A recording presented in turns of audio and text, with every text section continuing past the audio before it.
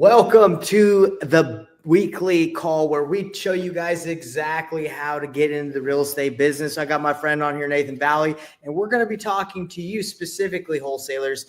You that if you feel like you're struggling trying to sell your deals, this call is for you.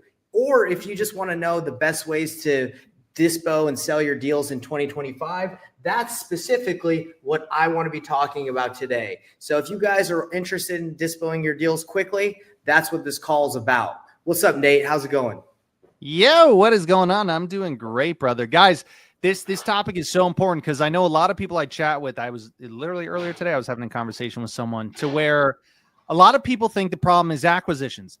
And there might be things that need to get fixed on acquisitions, but everyone thinks, oh man, it's just, I can't get the deals cheap enough. You know, how do I get it to a lower price, you know, with the seller?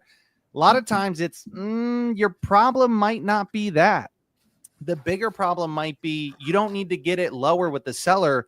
You need to figure out how do you get your buyers to come up or even respond to the deals you do have.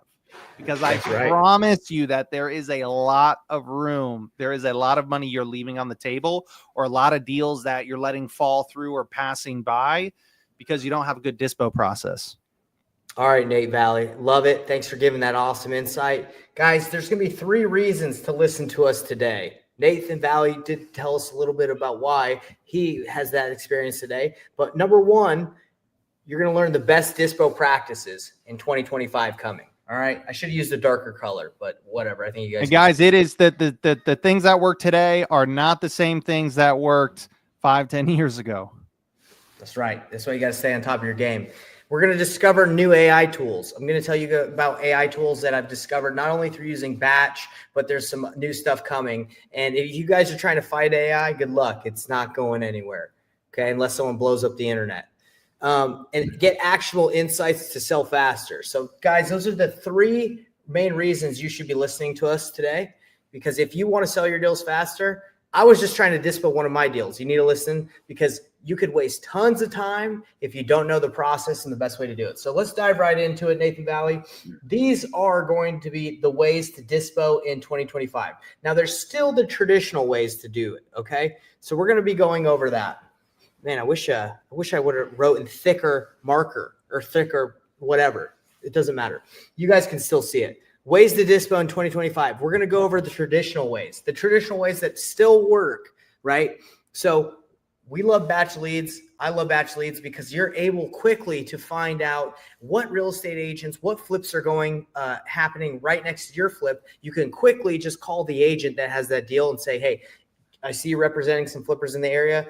Do you have any more that would be interested in buying a flip in this area? Simple as that. That's a tried and true method. Agents are great ways to sell your deals, okay? I just called an agent in San Antonio. I had a deal. She had a listing right next to the property that I'm looking at. I called her. I have a call that I recorded the call so you guys can listen to it. She gave me the whole scoop. She was like, hey, I was like asking like what I could sell for if I flipped it, if I found a cash buyer. She just gave me everything I needed to know. Okay, so you can use BatchLeads, okay, to get agents' information. Also, you can skip trace for free now using my 7-day free trial link. Just DM me and I'll hook you up. But BatchLeads is a great way to do it, finding the agents on the MLS and talking to them. Top cash buyers. This is something that we love working with. It's a traditional way. Build relationships with your top cash buyers, because if you're just blasting out your deals to a cash buyers list, you don't know who's opening it. You don't know if they're even buying anymore. Build relationships with your top cash buyers. That's the goal. That's the key to getting deals sold ASAP, because a lot of deals that need to get done, it requires like a relationship. So we call these our A+ buyers. Nathan, do you have anything you want to say about just having those buyers in your pocket? Yeah, guys, quality over quantity. It applies on acquisitions just like it does on the disposition side, right? Quality. Not all buyers are created equal, right? I remember when I did my 30-day challenge a while ago, there's some buyers I would chat with to where right off the bat, oh yeah, well, anything that's a deal for me, I only buy it 60 cents on the dollar. And then I'm also conservative on this. And then I take an additional like X amount off the top. And in the first 2 minutes, I'm like, hey, hey man, I appreciate your time. Have a great rest of your day. Because that is not the buyer that I'm looking for, right? Guys, there are some buyers that will pay top dollar. There's some to where they want like every deal to be like a multi 6-figure home run deal for them. And the reality is that's where you are just not in the business of looking to work with those people. Right. And so again, you don't need 1 million cash buyers. You don't even need thousands. You just need typically 5 to 10 solid buyers, like really good quality buyers. And guys, you can absolutely crush it. I can't tell you how many times every deal that we do, there's almost I'm trying to think on the last few deals we did. I know that like two of our last deals, there was a $100,000. I think technically it was like 90 and change. So, don't quote me on it. But it was over $90,000 spread from the buyers on the low end to the person that bought the deal. I'm going to say that again. $90,000 difference. That is not just one, but on 2 deals that we had done recently, right? And guys, we see this time and time again to where there is such a huge spread, right? And again, it's not because the people at the top, offering the most amount of money don't know what they're doing.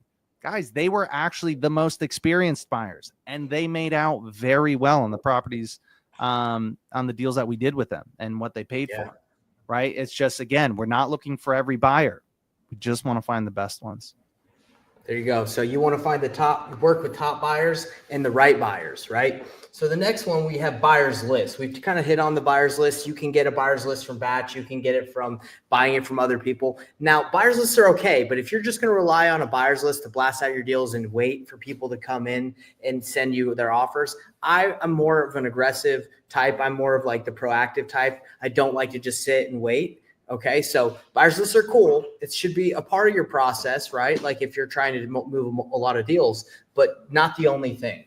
Okay, so on top of having top cast buyers, building a buyers list, and proactively going after agents with batch leads, traditionally, like Facebook is a great tool that I still use because people are proactively looking at deals. So instead of having a buyers list where you're not sure when the last person bought a deal is, you can go to Facebook and you can say, okay, these are people are commenting. You don't really necessarily know if it's like legit or not. That's why you got to vet them, right? You don't know if it's a wholesaler.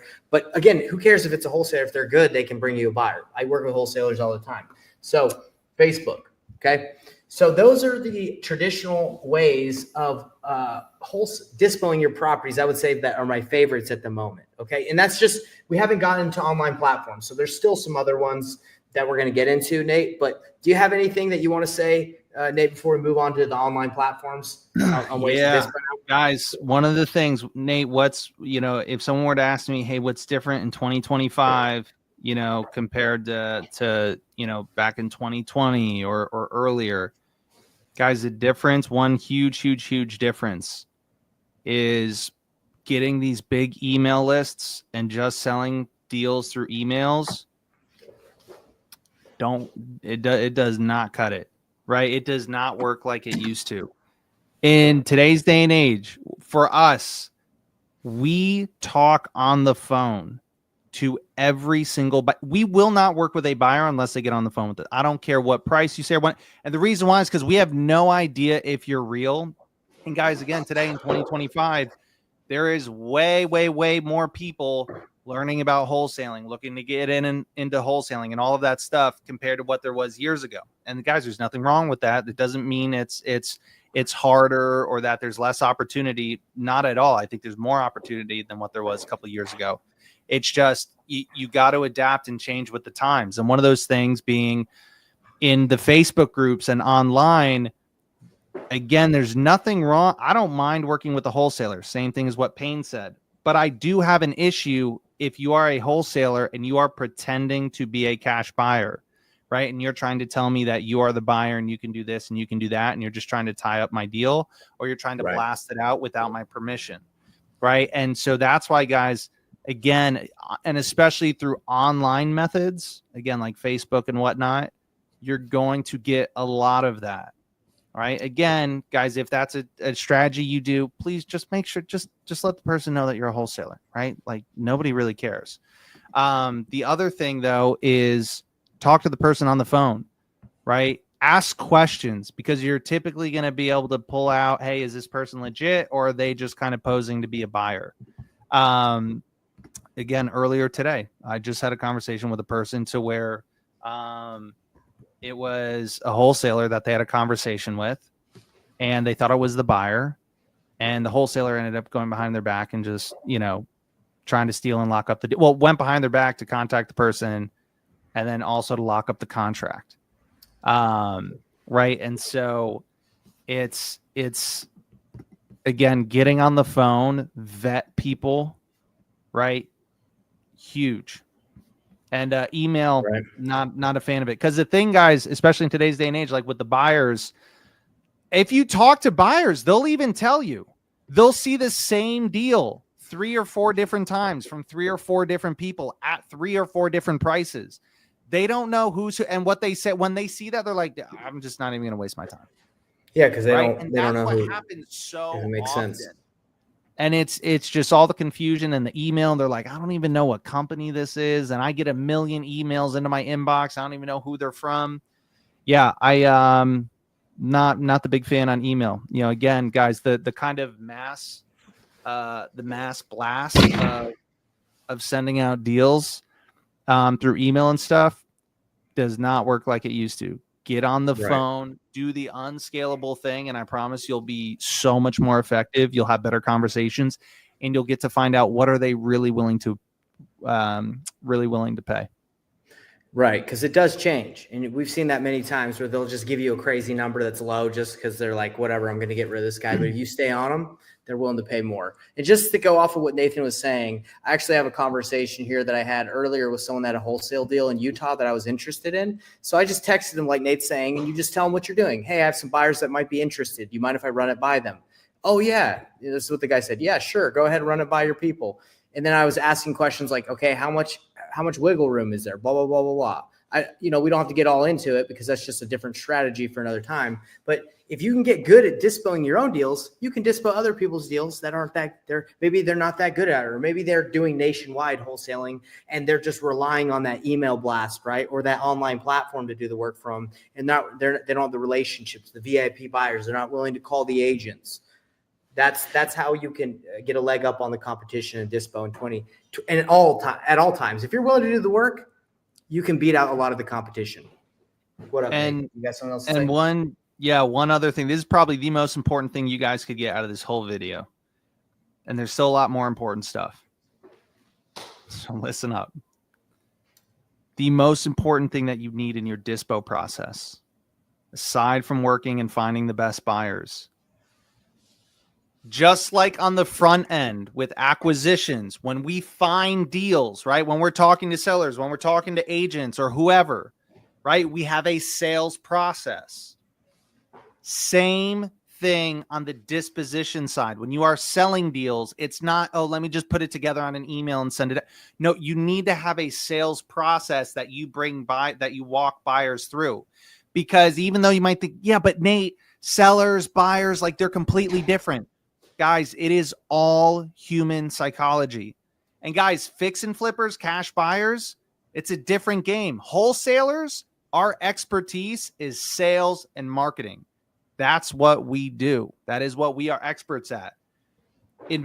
Cash buyers, fix and flippers, that's construction, project management. It's a totally different game. So when they step into our world, guys, it's very similar to when we talk to a seller, right? When we talk to a seller, right? We talk to the seller in the first 5 minutes. Hey, Mr. Seller, if you were to sell the property, what kind of price do you think you'd want to sell it for? I want $1 million. Okay, got it. Tell me a little bit more about the house, right? And then we talk, we build rapport. They get to know, like, and trust us, right? And then we come back to price, and then we find out, oh, okay. Originally, I know you said you wanted this number, but it sounds like you're actually willing to accept the number down here, right? Price changes drastically. Same thing with buyers, because what happens? Buyers, they are not experts. Most of them are not, like, that is not their expertise, right? It's the construction, it's the project management, it's the rehab side. So when it comes to the negotiating, a lot of them, all they know is like old school yard sale tactics, right? And you let me know if I'm wrong, right? Let me know if this hasn't happened to you, right? You talk to a buyer and what do? They come, right? They kick the tires and they go, there's some chip paint there. That's going to cost me 50 grand, right? And then they give you a really low ball offer. That's all they know how to do, right? And same thing with the seller. That's not even their real number, right? We haven't taken them through a sales process. That's just their low ball offer. Same thing when we talk to the seller. That's just their let me just throw out a really high number, right? Same thing with buyer. You need to have a sales process because just like with sellers, when we bring them through a sales process, the number changes drastically. Same thing with buyers, guys. The number changes. I mean, every single deal we do today, the buyer ends up paying $10,000, $20,000, $30,000 more from what they said, originally their top dollar price was. And guys, usually it's already a deal at that point. So this is just extra gravy on top. And I can't and that's not even including, well, what about when it's not at a deal yet? You know how many deals people are like, oh man, I'm too far off in price. And it's like, oh my goodness. Now, if you just had a sales process to bring your Dispo guys through, there are so many deals that you have, I promise, that you're passing up on because you're not finding out, hey, what's the actual price my buyers are willing to pay? Right. Very passionate about this, but we've done deals where we've made bigger spreads, a lot of bigger spreads because we're willing to have those conversations. If you just take some guy giving an offer as that's the gospel or that's the final word said, good, you're losing a lot of money on the table, leaving a lot of money on the table. Nate, you crushed that one. Are you done or you want to keep going? Oh, bro, I can always keep going. All right, I'll tell you what. So one last quick thing, right? Because you might be like, Nate, that sounds really cool. What on earth does that sales process even look like? We're not going to be here all day, but do it in less than 20 seconds. Less than 20 seconds, guys. You're going to say to this to the buyer, right? So, if you've got a deal, right, and let's say you want to push it out to your buyers, you're like, if my buyers bought this at 500,000, that'd be amazing, right? And so, but you have no clue. Hey, Mr. Buyer, I've got this deal around the corner from, from how I found you. I'm still negotiating with the seller, right? We're still kind of going back and forth with them. Right now, I know they'd be willing to sell it for 500,000. I know if we're able to make that work, we can get the deal done today. I'm still going back and forth with them a little bit on things though. I might be able to get a little bit cheaper, right? And the buyer goes, oh my gosh, 500, that's not even close to a deal. There's a vacant lot that, sold right around the corner for $10,000. And you're like, I know. I mean, it is a 5-bedroom, 3,000 square foot house, Mr. Buyer. They're like, yeah, but blah, blah, blah, blah, blah. And you're like, hey, got it. Totally understand. Like I said, hey, we're still going back and forth with the seller. Let me ask you, what price would you need to be at in order for it to make sense for you? Right? We asked 500,000. I don't even know if I could pay 300. Got it. Totally understand. What is some feedback that you can give me that I can use to help get it down to that price for you? Right? What's some specific feedback you can give me that I can use as ammo to bring back to the seller to help get it down to your price? Right now, he's going to tell me exactly what I need to know. Because if you're like me, guys, man, I don't know nothing about construction. I don't want to know. Right? A lot of times you don't know a lot about the area either. A lot of times you don't really understand the market. And this is how you learn a lot, guys, really fast. So one, there's going to be some stuff to educate you on, but two, you're going to figure out if they're pulling your chain, right? But then from there, I say, okay, got it. And then I'm going to go back to the seller. Hey, Mr. Buyer, still going back and forth with the seller. I know you said you wanted to be a lot closer to 300. I think you're going to be pretty excited. It's still a big if. I'm still going back and forth. I might be able to get them as low as 450. If I'm able to get them to say yes to that, is that something that you think you could do? Well, I could maybe, 375 is the most I could. Right. And it's like right off the bat, whoa, massive jump from what we were originally at, right? And now we're getting, and guys, like that's just the start. They right? So I'm lowballed gonna you leave like it you. there. Yeah, I know I went they over 20 lowballed seconds, you. but You did go over 20 seconds. But anyway, cash buyers do lowball us as well. They do. Okay. So if you're just going to take their lowball offer and think that's it, you're leaving a lot of money on the table. Anyway, let's continue, Nate. Thanks for that 20-second breakdown, brother. So what's the next thing that you can do? What's the next way? We went over the traditional routes that I enjoy. We have online platforms. Okay, what are the online platforms that a lot of wholesalers, a lot of people are using these days? MLS, MLS, MLS.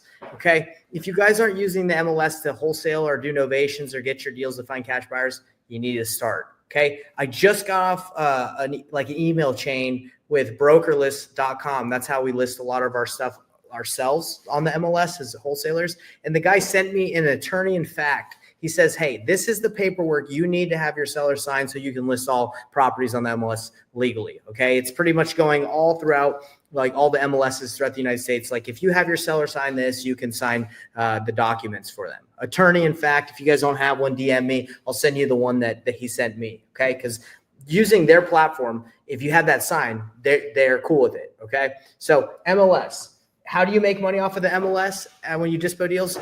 It's it's the best cash buyers list. It's the best buyers list, period. Okay. You put your deal on the MLS. You can say, hey, looking for cash buyers. You get cash buyers. You assign it to them. You don't need a novation. You don't need anything like that. It's just a traditional assignment agreement. If you want a novation, if you want to sell your property to someone that's traditional financing, you have to go through like a different route. Okay. Then you would have to sell it to someone that has financing. I'm not going to get into all that, but that's why you use the MLS.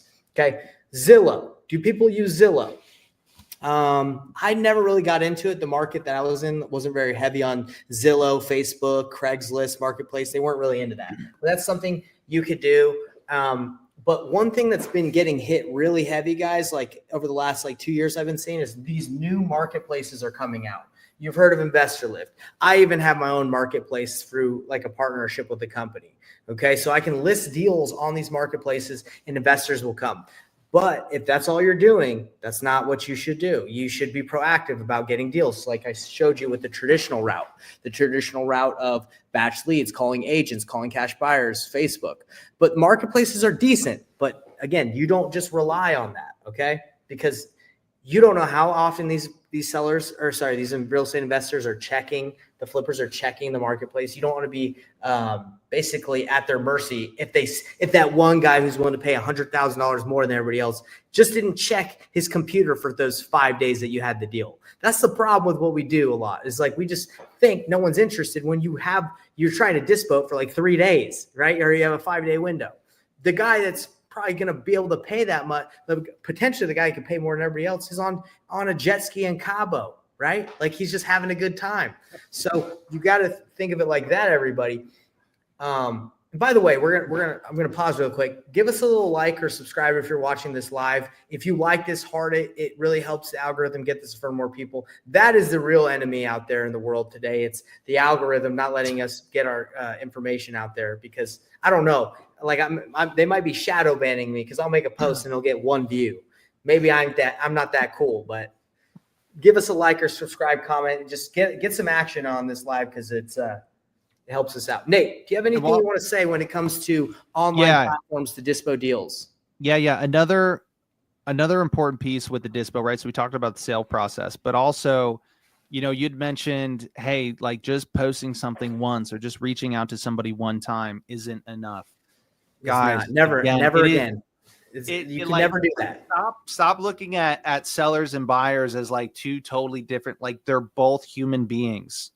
Just like sellers, we got to follow up with them 4, 5, 6+ times.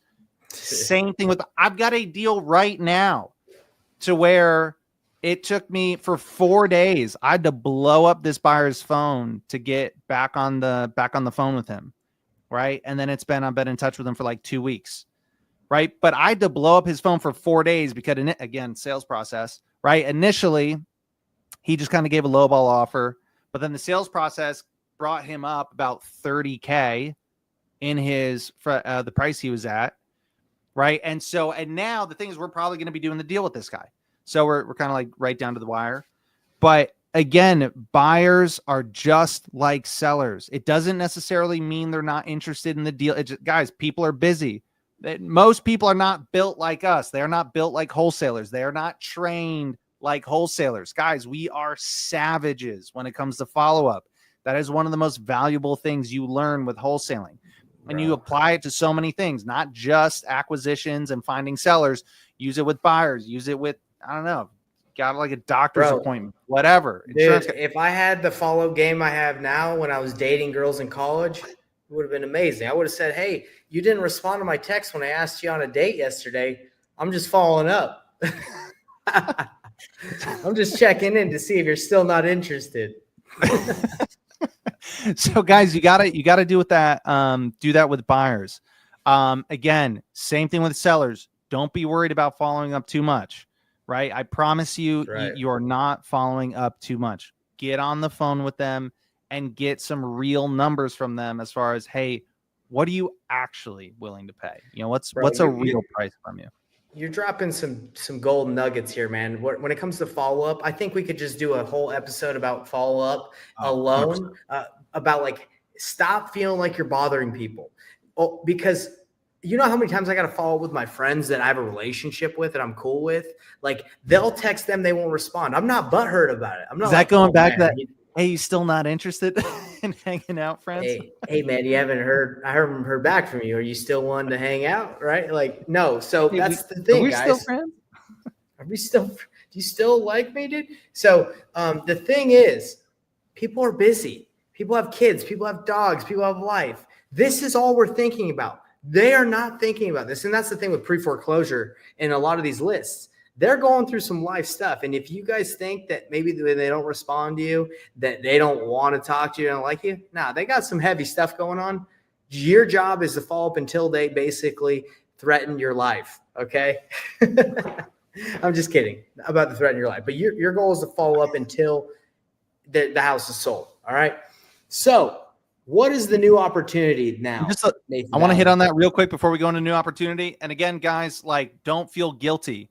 Right? With sellers or with buyers, you are providing value, right? That seller is in a tough situation. They need your help. That buyer is, bro, I've got an opportunity for you to make money, right? Like, yeah, guys, if you've got a big opportunity for me to make money, you're more than welcome. Oh man, I got to be careful because people are going to start blowing up my phone, right? But you're more than welcome to reach out. At least until I say, hey, I'm not interested or whatever the case may be, then it's like, cool. All right, move on to the next.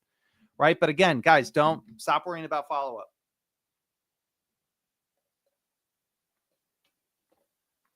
Uh-oh, I think my man froze. All right, he's frozen. We're going solo, guys. So new opportunity. We got AI. We'll see if he comes back in. So I actually have no clue what was written at the bottom arrow, but not sure where he was going with the AI. I really like the old school stuff. Guys, seriously, getting, I'm going to sound like a broken record, but getting on the phone, right? Getting on the phone, having a sales process, right? And then the follow-up. The follow-up is so huge. And again, it's not just going to be getting them on the phone that first time, right? We're going solo, guys. It's not just getting them on the phone that first time, but it's also, it's getting them back on the line, right? Because you might have that initial conversation and they might, yeah, I'll get back to you. Or they give you that initial kind of low ball offer. And guys, again, the follow-up is everything. So many deals fall through. So many people lose out on money because they're not taking the follow-up game with buyers as serious as they do with sellers.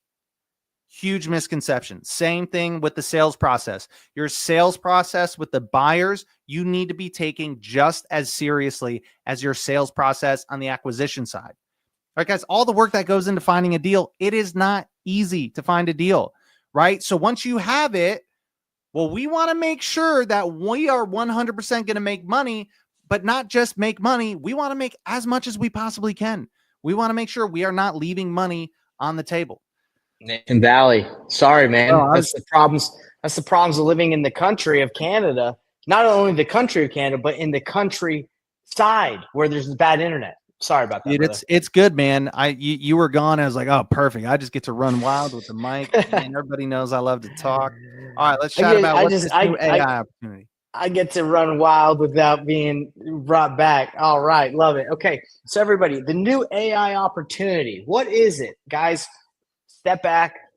Let me tell you the truth. If you think AI is going anywhere, it's not going anywhere. Okay, it's here to stay, and it's taken a lot of the repetitious actions that a lot of people do in the beginning of answering like the nuanced questions of like how many beds are in the property, how many in the baths. Like people are training bots, not only bots to do text, but they're training bots to do voice. Okay, so basically, what I've seen with AI is they're saying, hey bot, this is how many beds and baths this property has, this is the condition of the property. Like any question that a buyer would ask, it's basically programming and saying, if someone asks this, respond with this. So Mr. Buyer, price is 300,000. Take it or leave it. I don't know if you've talked to these machines, like these AI stuff. It's sounds legit, dude. I feel bad for everybody in the Philippines because it's about to take them all out with the AI voice. If you're in a call center, you're in trouble. Okay. So guys, that's what I'm seeing so far with AI is they're training AIs to answer the questions that a lot of the buyers have. Now, could it get better? Potentially. Is it going to reach out to buyers and say, hey, are you interested in still buying? And then it has that conversation and adds people. Yeah. But like I'm not too concerned about this because what actually gets deals done is trust. You cannot trust the bot. Okay. We've all seen AI. We've all seen what is it? I Am Legend. We've seen all the movies where robots get crazy. I think I Am Legend has crazy robots. No, that's zombies. What's the one where the iRobot? We've all seen iRobot, AI, the movie with the kid. Look, can't trust them, but you can use them. So where do we come into place? We will use AI. A lot of people are going to start using AI to kind of filter through the tire kickers, and then it's going to filter the people that are really interested to talk to the guys that know what they're doing. Nathan, me, you guys that are out there. So what are the new opportunities for Dispo? It's just going to going to filter people more. That's what it's going to be able to do at the moment. That's what I've been seeing. Now, I'm not an expert in the AI Dispo department, but I am diving in. So if you guys want to learn more about the AI and what's going on, I'm the go-to guy because I'm diving in even deeper this year in 2025 to know how we can leverage technology and AI to help us in the real estate business. So those are the opportunities that I'm seeing with AI. And guys, this was as usual, we got a lot to say. So those are the ways to Dispo in 2025. So basically, if you guys found this information interesting, we run a free training in our Facebook group, our private free Facebook group, Painless Flipping, Wholesaling Real Estate Simplified. We have a free training tomorrow. We're doing a training where I'm going to be giving away my daily routine. One of the hardest things wholesalers have a hard time with is knowing what actions to take every day. So I am sharing you my exact routine, my planner that I use to gauge what I do. If you're interested, join the free Facebook group. We're going to be having the training tomorrow. Or if you aren't a member of the Facebook group, you don't want to search it for some reason, just comment wherever you're watching this. Just comment, I'm in, and I'll make sure you get that link for tomorrow's training. But this is basically what we wanted to talk to you guys today about is going and doing Dispo in 2025, making sure you're active. I will say this one last thing before I go. Hard work will win, okay? I was working hard today. I work hard every day, but today specifically, I called a bunch of agents. I talked to an agent that had a property. Like you can learn a lot by just working. Okay. Like all these strategies, all these techniques, everybody wants to know the silver bullet, like the freaking, just show me the best process. And I've learned it's about intent. Like, why are you doing this? And taking action, massive or perfect action. Cause you're going to beat a lot of the people that maybe they're talented because their process is legit, but you're just going to do deals if you just put in the work. So that's what I got to say. And I appreciate you guys watching this. Nathan Valley, do you have anything else you want to say? I had a soccer coach back in the day that, and I love this saying. He used to always say, work rate beats talent every day of the week. And don't get me wrong, talent's important. It does go a long ways, but if you're talented and lazy, it's like, man, good luck. that's capped. Whereas, you know, the hard work, again, guys, you know, also this is from Alex Hormozy, and I absolutely love it. He talks a lot about, guys, the hard work, it works harder on you than you do on it. It's kind of like when you work out at the gym. Yeah, you might work out really hard at the gym for an hour, but your body's burning calories from that workout the entire rest of the day. Same thing with stuff like this. You might work really hard for, you know, a number of hours, making calls, talking to sellers, talking to buyers, whatever the case may be. I promise you, you are getting far more back from that and developing your skills and everything else than, you know, the work putting into it. So, that's encouraging. Hope you guys got something useful out of today. Hold on. Definitely. There should be a link down below. Join, guys, the free Facebook group. The training's in there. It is just in that Facebook group. They're pretty awesome. I'm not gonna lie. And then we even give you there's a free course with everything that you need to do deals. And yeah, the course is legit. So yeah, join the free Facebook group. Check it out. We'll see you guys there. Yeah. And hey, I just want to elaborate on what you said because it makes me think of something interesting. So when you said hard work and talent, it's the same thing with high IQ. Like a lot of people are born with a high IQ or they're very intelligent just without having to work that hard. But that because you have a high IQ or very intelligent doesn't mean you're going to be more successful than the guy who has a low IQ that just puts in the work, right? There's a lot of people that have high IQs, very intelligent, but they're lazy because they're like, oh, I'm so smart, so I'm just going to chill and veg. And a lot of people actually are not that successful a lot of the time when they have high IQ because they rely on that, right? So anyways, I kind of see it the same thing, right? A lot of people probably leave it up to talent, leave it up to intelligent, like high IQs, when guys like me and you, Nate, we got to work hard, you know? Oh yeah, we got to work real hard. We got to work real hard. We got that talent and low IQ, you know? All right, guys. Well, appreciate you. Again, Nate said it good. We dived in deep. Appreciate you being on here, and we will see you guys on the free training. Like I said, comment. I'm in. If you're wherever you're watching this, we'll make sure you get that link, or just join the free Facebook group, and we'll see you on the training tomorrow. Later, guys.